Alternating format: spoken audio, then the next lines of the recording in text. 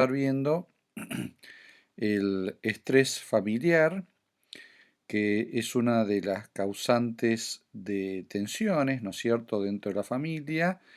Creo que todos somos conscientes que el tema del estrés se ha ido agravando con el paso del tiempo y entonces ha requerido que se lo vuelva a plantear de una manera decidida, digamos. Quizás haciendo un poquito de historia, el tema del estrés es relativamente reciente, el estudio del estrés es relativamente reciente, no es que no existiera, pero bueno, con el paso del tiempo se ha ido estudiando y el estrés, esta palabra estrés proviene en realidad originalmente del campo de la ingeniería, particularmente sobre el desgaste que sufre un metal que lo lleva a colapsar. Esto era usado, digamos, digamos, al explicar reacciones del metal ante el desgaste. Y un investigador que se llamaba Hans Selye, oriundo de Austria, pero radicado en Canadá, él acuñó esta terminología para aplicarla a una situación, digamos, neurobiológica que afecta al ser humano. Y entonces a partir de esto que estamos hablando, década del 80, más o menos, se empezó a estudiar el estrés con más profundidad y se empezó a entender que realmente era un punto, un aspecto a considerar cuando se hablaba del tema de la salud. El estrés básicamente tiene que ver con un proceso de adaptación a los cambios. Y se ha hecho muy fuerte en nuestra época por el sencillo hecho de que nuestra, digamos, sociedad está muy enfocada a cambios, muchos cambios en poco tiempo. Entonces, si el estrés es la adaptación a los cambios y nuestra sociedad está sometida a muchos cambios en poco tiempo, claramente vamos a ver con más frecuencia el estrés.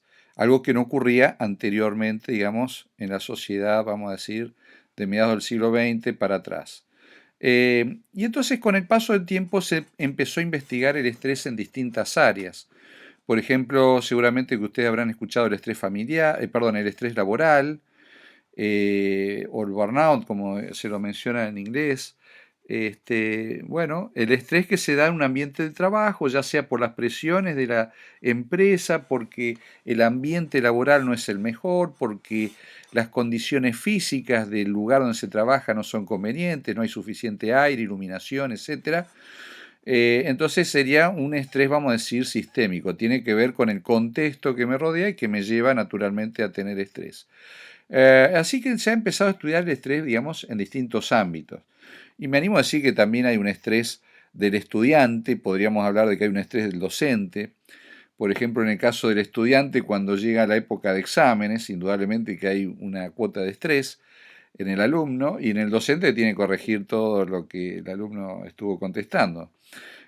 Así que en este caso vamos a enfocar el estrés de una perspectiva familiar. Podemos hablar de un estrés familiar. Y en este caso, el investigador Rubén Hill, que es profesor o ha sido profesor, investigador sobre vida familiar en la Universidad de Carolina del Norte, él estudió el estrés familiar y estableció lo que él denominó el método ABCX doble. O sea, donde él analiza el estrés y los factores que se van dando en el proceso del estrés.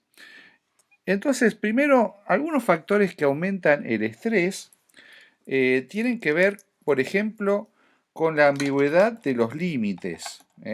Cuando no está claro. Por ejemplo, acá pone un caso cuando se insiste en que hay que ser puntual y el que insiste, pongámosle el papá, ¿no es cierto?, la figura del papá, él no es puntual. Entonces, claramente, esa disociación entre lo que se impone y lo que realmente pasa produce estrés, esa ambigüedad, esa contradicción. Eh, entonces, por otro lado, la negación, como un método de defensa, también puede ser causal del estrés porque tiene bloqueada la capacidad de percepción. Al negar, uno no tiende a analizar las situaciones, tratar de entender las causales, sino simplemente lo niega. Y entonces esto podría ser un mecanismo de defensa que en un corto tiempo puede resultar saludable, pero que a la larga no es conveniente, ¿eh? Por ejemplo, acá ponemos un caso, la noticia de un accidente. ¿Qué es lo primero que decimos cuando nos informan que alguien querido, alguien de nuestro círculo de afectos, ha sufrido un accidente o bien, bueno, ha perdido la vida? Lo primero que decimos, solemos decir es no puede ser, no, si yo estuve con esa persona, no lo creo, no puedo aceptarlo, ¿no es cierto? Bueno, inicialmente es medianamente razonable, es como una especie de anestesia emocional que usamos para tratar de ir ubicándonos en esta información tan triste, tan inesperada como lo sería el accidente o la muerte de un ser querido. En una primera etapa está bien, pero si se prolonga en el tiempo, si al mes o a los 2 meses la persona sigue sin aceptar la pérdida de ese ser querido, bueno, ya entramos en una faceta, vamos a decir así, patológica. Otros factores que aumentan el estrés son los valores. Acá se nos menciona que las familias que tienen esperanza salen más rápido del estrés porque creen que los problemas tienen solución. Y yo quisiera enmarcar esto desde una perspectiva, vamos a decir, espiritual, religiosa, porque de hecho está probado, las investigaciones nos muestran que la religiosidad ayuda a las personas a afrontar las crisis con mayor entereza, con mayor capacidad. ¿Por qué? Porque básicamente el creyente, al aceptar que hay un poder extrínseco, como es el poder de Dios, un poder que está disponible para aquel que es creyente, un poder de un Dios que nos ama, que tiene un plan para nuestra vida, hace que en medio de las crisis tengamos la esperanza de que vamos a salir de esas crisis, que esa crisis tendrá una solución. Y de hecho, si miramos la cosmovisión bíblica cristiana, apunta a una gran solución final a partir de la intervención divina en la historia humana después de un, vamos a decir así, un interludio de una historia humana guiada por los hombres y de pecado, etcétera, hasta la implantación del reino de Dios en ocasión de la segunda venida. O sea que el cristiano en general, y no estoy hablando de una denominación en particular, tiene esperanza que Dios va a guiar las cosas y que va a haber una solución. Ahora, hay creyentes, cristianos también, y de otras denominaciones o otros grupos religiosos, que tienen una visión fatalista de la vida. ¿Y qué es el fatalismo? El fatalismo es ese concepto que algunos tienen de que no importa lo que nosotros hagamos, no vamos a poder cambiar el futuro. Si uno termina adoptando esta idea que no importa lo que yo haga, no puedo cambiar el futuro, a la larga lo que va a pasar es que va a caer en la resignación. O sea, no va a luchar por cambiar las cosas, sino que simplemente se va a resignar. Si yo no puedo hacer nada, o más allá de lo que yo haga, no voy a producir un cambio, ¿para qué voy a hacer algo? Entonces, esa visión fatalista termina siendo contraproducente, porque la persona, en lugar de luchar y buscar salidas y tratar de encontrar una solución, simplemente se entrega a este concepto. Bueno, hay un movimiento cristiano religioso que considera la predestinación, o sea que Dios finalmente es el que determina todas las cosas y no importa lo que yo haga, no puedo cambiar esa decisión divina. La posición adventista es que es cierto, Dios dirige todas las cosas, pero que nuestras decisiones tienen impacto en el resultado, en la orientación que va a tener nuestra vida. Entonces, volviendo al tema de la investigación de este Rubén Hill y el método ABCX, vamos a encontrar que cada letra refiere a un factor. Y entonces el factor A son los estresores, ¿eh? Los estresores son factores externos al individuo que producen un efecto en la vida del individuo. Pongamos como un ejemplo que alguno de ustedes está caminando por la calle por una vereda acá en Libertador San Martín, tranquilo, una tarde apacible, soleada, agradable, y de repente al cruzar frente a una casa que tiene una reja, escuchamos un ladrido de, no sé, un Rottweiler que corre desesperado y nosotros nos sorprende y entonces inmediatamente, ¿no es cierto?, hay un chorrito ahí de adrenalina, inmediatamente sentimos una tensión, sentimos justamente el estrés. Hasta que nos damos cuenta que hay una reja y que el perro va a ladrar, más allá de que nos molesta, pero no hay peligro de que nos termine mordiendo o atacando. Entonces, ese es el factor estresor. Yo venía tranquilo, no tenía ningún problema, en una tarde apacible, hasta que aparece una amenaza y entonces ahí eso genera un estrés en el cual yo me tengo que adaptar, porque venía en una realidad y ahora me encuentro con otra. Y ese proceso de adaptación es un proceso de estrés. Ahora, analizando a los estresores, vamos a encontrar que en líneas generales hay de tipo normativo, o sea que le acontece a la mayoría de las familias, como podría ser un casamiento. ¿eh? Ahora uno podría decir, pero un casamiento es una ocasión linda, agradable, qué lindo participar de un casamiento. Bueno, yo ya casé a dos de mis hijas y les puedo asegurar que es muy lindo, pero muy estresante también. O sea, no consideren que porque es un aspecto agradable, lindo, no deja de ser estresante. ¿eh? A veces hay buenas noticias que estresan a las personas. Ahora, al ser normativo, lo que quiere decir básicamente es que es normal, o sea que es esperable y que le acontece a la mayoría de las personas, a la mayoría de las familias en este caso, ¿no? Entonces es normal, es esperable. Pero el hecho de que sea normal y de que sea esperable no quiere decir que no sea estresante. Espero que quede bien claro esa idea. Una segunda manera de clasificarlo sería inesperado.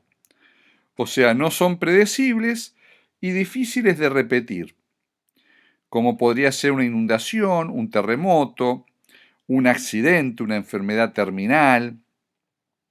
O sea, no es algo en lo cual uno interviene, porque por ejemplo en el caso del casamiento hubo una decisión, ¿no? Una pareja decidió casarse, la familia lo está acompañando en el proceso, pero en este caso ya son factores que nosotros no manejamos, porque ya son más bien desastres naturales o bien enfermedades que uno no busca ni está, digamos, esperando tener, o deseando tenerla, así que no son predecibles y difíciles de repetir. Son factores entonces inesperados.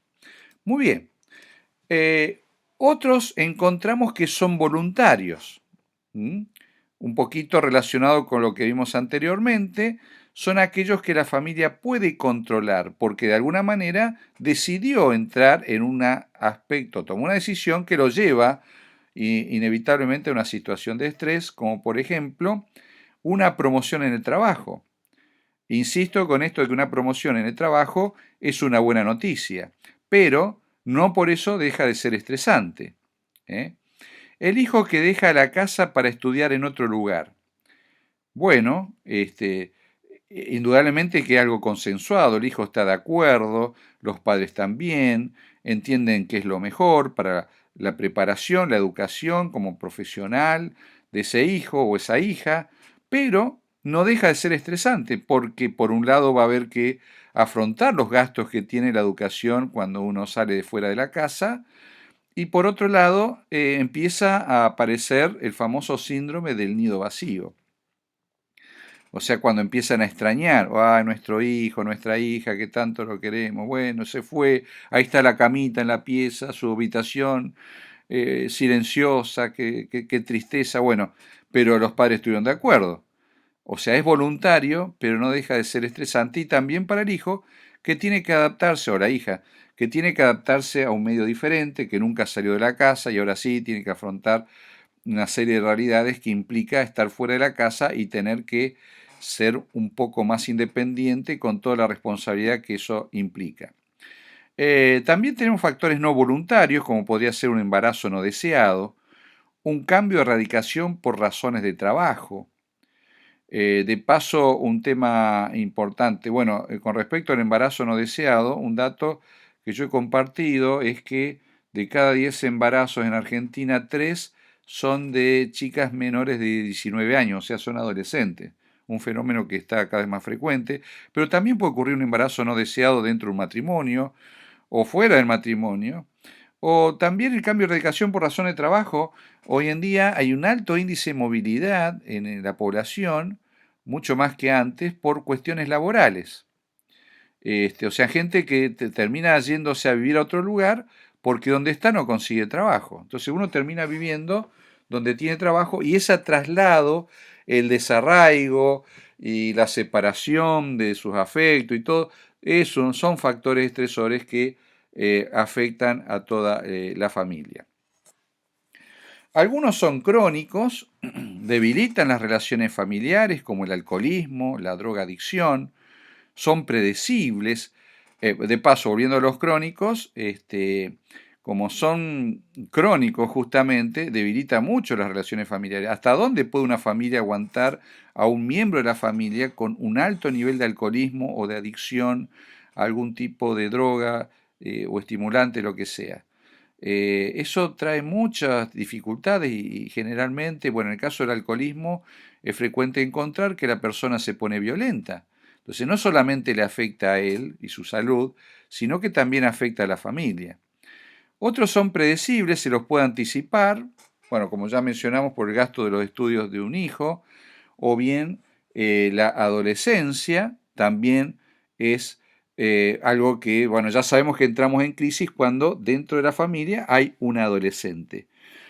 Más allá que es una cuestión natural, pero no deja de ser crítica, porque el adolescente requiere una serie de adaptaciones, se pone emocionalmente inestable, inconsecuente, y entonces todo un desafío para los padres y para los adolescentes pasar por esta etapa.